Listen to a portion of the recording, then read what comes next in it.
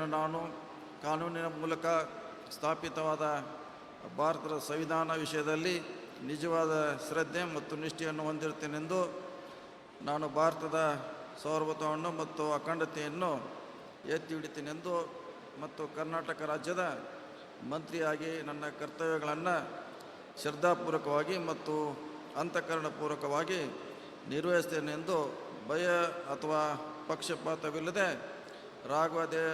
ರಾಗದ್ವೇಷ ಇಲ್ಲದೆ ಎಲ್ಲ ಬಗೆಯ ಜನರಿಗೆ ಸಂವಿಧಾನಕ್ಕೆ ಮತ್ತು ಕಾನೂನಿಗೆ ಅನುಸಾರವಾಗಿ ನ್ಯಾಯವಾದವನ್ನು ಮಾಡುತ್ತೇನೆ ಎಂದು ಶ್ರದ್ಧಾಪೂರ್ವಕವಾಗಿ ಪ್ರತಿಜ್ಞೆ ಮಾಡುತ್ತೇನೆ.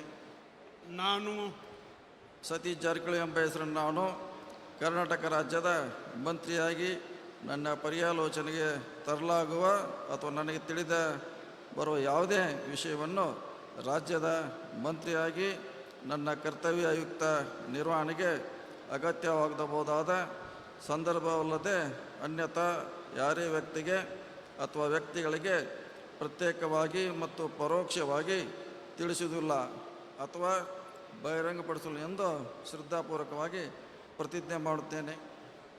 ಧನ್ಯವಾದಗಳು ಸರ್.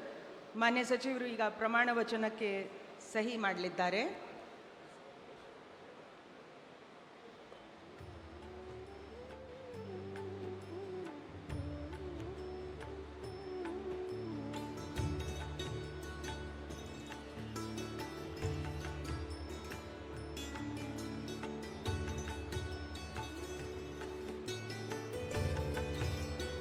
ಮಾನ್ಯ ಸಚಿವರಿಗೆ ಹೂಗುಚ್ಚೆ ಮುಖಾಂತರ ಮಾನ್ಯ ರಾಜ್ಯಪಾಲರು ಹಾಗೂ ಮಾನ್ಯ ಮುಖ್ಯಮಂತ್ರಿಗಳು ಶುಭಾಶಯಗಳನ್ನು ಕೋರುತ್ತಿದ್ದಾರೆ.